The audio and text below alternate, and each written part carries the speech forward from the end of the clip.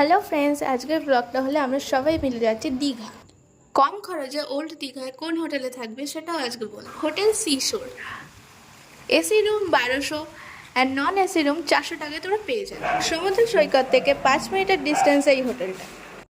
হোটেলের ভেতর ঢোকা মাত্রই ছিল একটা সুন্দর বারান্দা, আর যেটা দিয়ে অসাধারণ কিছু ভিউ দেখা যাচ্ছে। দুপুরে লাঞ্চ সেরে চলে যায় সমুদ্রের দিকে। রাত্রে ডিনার ঘুম সেরে পরের দিন চলে যাই উদয়পুর সি বিচে। সেখানে কিছু রিলস বানিয়ে আমরা সোজা চলে যাই কাঁকড়া খেতে। এক প্লেটের দাম ছিল 200 টাকা, আর খেতে কিন্তু অসাধারণ ছিল। তারপর আমরা নিয়ে নিই এক প্লেট শাটিং মাছ, সেটার দামও কিন্তু ছিল 200 টাকা, আর খেতে অসাধারণ ছিল। তারপর আমরা সোজা চলে আসি আমাদের সিশোর হোটেলের দিকে।